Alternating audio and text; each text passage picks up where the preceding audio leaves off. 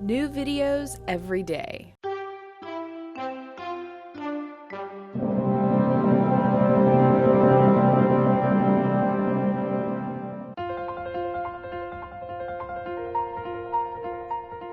Who loves chocolate? Or maybe the question should be, who doesn't love chocolate? Well, maybe you've heard recently that chocolate has all these great properties and it's so good for you, it's healthy. Well, today we're going to talk about the good benefits of chocolate and then also some of the negative things that maybe you haven't heard lately. And so today we are talking about the truth about chocolate. Now, before we get started, I want to ask you a question. And I really want to know what you think because we are going to make a video based on what you say. So I really want you to think about this and give us as many reasons as you can think of to answer this question. Okay, you ready for the question? Why is fast food bad? So pause the video. Let us know what you think because if you like your answers, we'll probably mention your name in the video. So really take your time. Let us know what you think. And then restart the video and watch the rest of this. So where does chocolate come from? Well, it comes from a plant that is native to Central America, and they actually will take the beans off of the plant, and that is called the cocoa bean. And now we call it cocoa bean, but it's spelled C-A-C-A-O. That's the original name of it. And so they take this bean, and that is what they use to process and make chocolate. And so they will process the bean and it will be processed into cocoa, and then a component of that bean is fat. It has a fat content, and that's known as cocoa butter. So you take the processed cocoa bean, and then you add sugar, and so that's what you get chocolate. If you add milk and sugar, you get milk chocolate, and then if you just use the cocoa butter, which doesn't have any of the cocoa in it, you just use the cocoa butter and add milk and sugar, that is where you get white chocolate. Now, the history of chocolate goes back to as early as 1400 BC, and the Aztecs actually would take the cocoa bean and they would make a drink out of it, and actually the word chocolate comes from an Aztec word that is zocolat, and that is two Aztec words that have the meaning bitter and water. And so you put it together and it meant bitter water because they would take the cocoa bean and almost brew it like a coffee, put it in water, and it would be bitter water.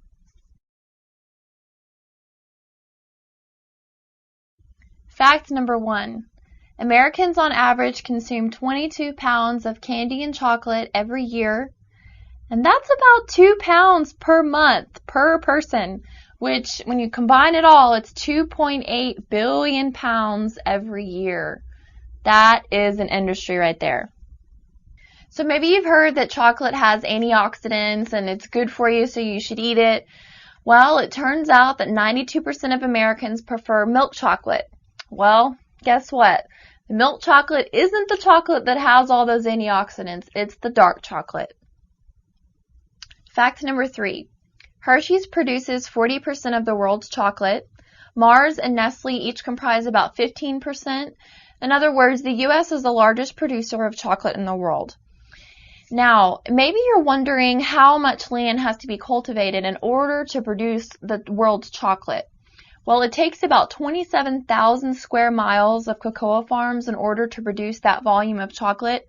And that's equivalent to about 3 times the size of New Jersey, a little bit larger than West Virginia, or a little bit smaller than South Carolina. Now we're going to talk about the health benefits of chocolate, but before we even go there, I just want to mention that we're not talking about your Hershey's chocolate bar because, in fact, the Hershey's standard chocolate bar only has 20% cocoa, and the cocoa is what has the benefits. So you want a higher percent cocoa in order to get any benefits. So we're not talking about your favorite candy bar out there. This is going to be dark chocolate. And also, it's important to know that there is an inverse relationship between the percentage of cocoa and the percentage of sugar. So a 75% cocoa bar is going to have 25% sugar. A 65% cocoa bar will have 35% sugar. So when the cocoa percentage goes down, the sugar content goes up. And that's why dark chocolate is better than milk chocolate. So you've probably heard that chocolate has antioxidants in it, and that's why it's good for you. Yes, cocoa does have antioxidants in it, and antioxidants are good. They help fight cell damage, they help prevent cell deterioration, and help combat stress. So yes, you want those things.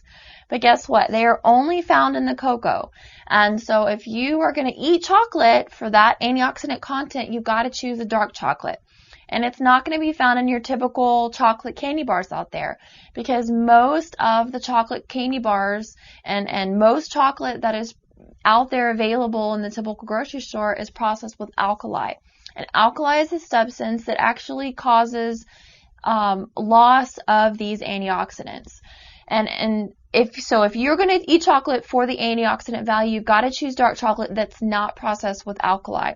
And studies show that if you do consume 40 grams of a dark chocolate serving, which is the typical candy bar size, antioxidants will be elevated in your blood for up to 6 hours. But you've got to choose the dark chocolate that's not processed with alkali. One of the other benefits of dark chocolate is that it contains stearic acid. And stearic acid is a fatty acid, but it's unique in that it doesn't cause raised cholesterol like other saturated fats do. So it's similar to the saturated fat found in coconut. And so I did a video on coconut and explained why it doesn't raise cholesterol levels like other saturated fats. So chocolate is the same way because of the type of fatty acid that it contains. Now, dark chocolate does have some minerals in it: magnesium, copper, iron, and zinc. So dark chocolate and cocoa does have 14% of your copper, and copper is going to help increase your iron absorption. Dark chocolate also has 12% of your magnesium, and actually about 90% of Americans don't get enough magnesium in their diet.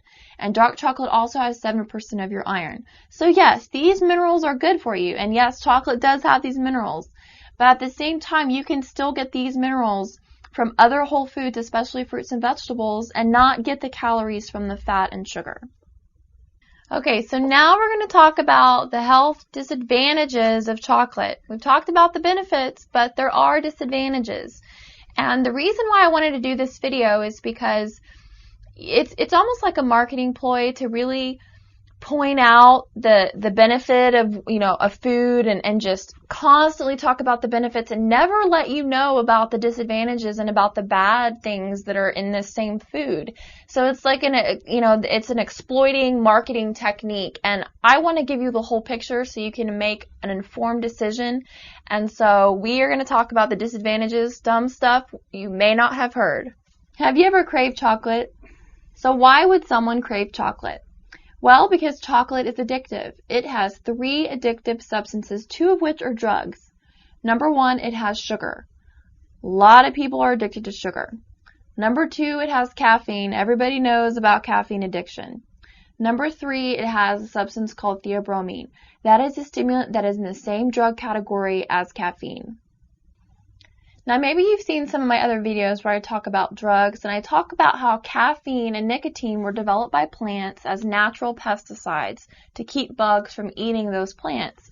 Well, the cocoa or the cocoa plant is the same in that it has caffeine that keeps bugs from eating it, but it also has that substance called theobromine. And theobromine is a stimulant substance that is deadly to horses, dogs, cats, parrots, and rodents. And so it's developed this natural pesticide for bugs and animals. And in fact, there is no living animal on earth that will eat a raw cocoa bean.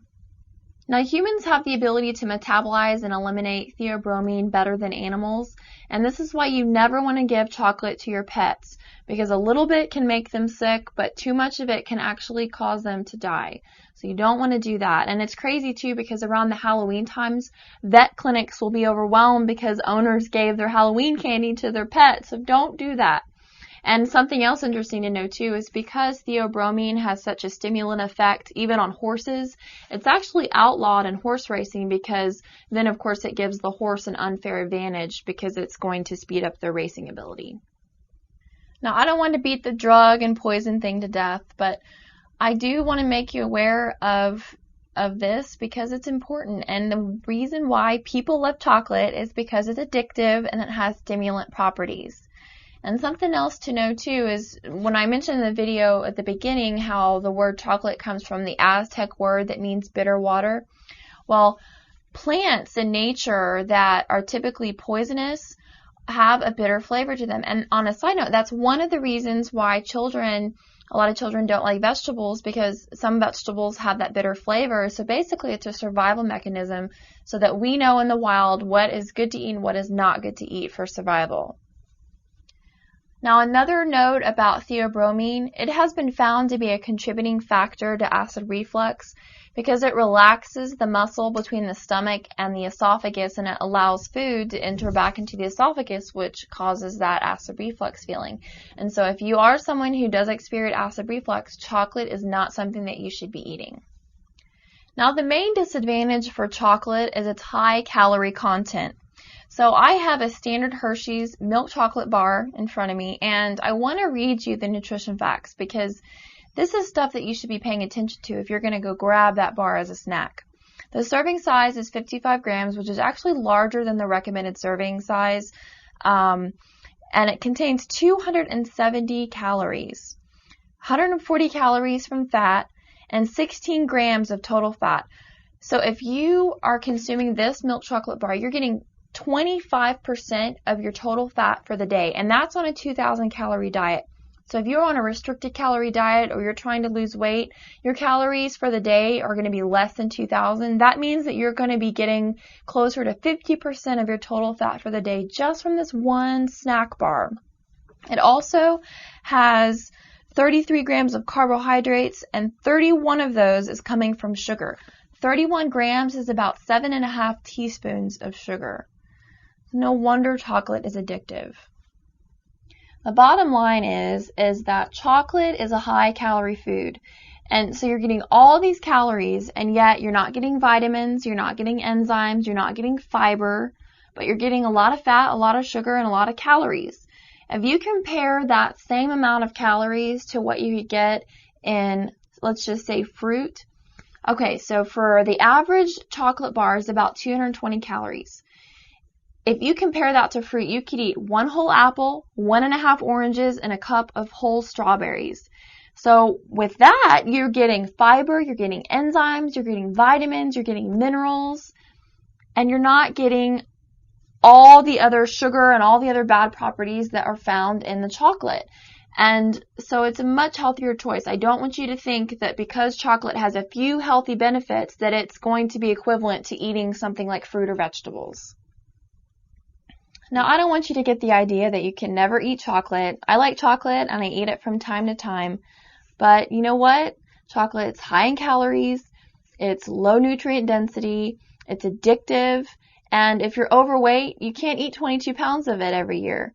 And yes, it has those antioxidants and it has some minerals, but Hershey's chocolate bar is not a health food.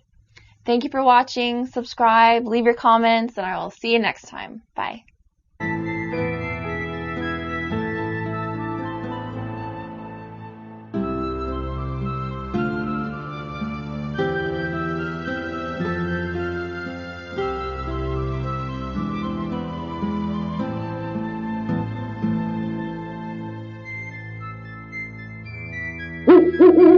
Mm-hmm.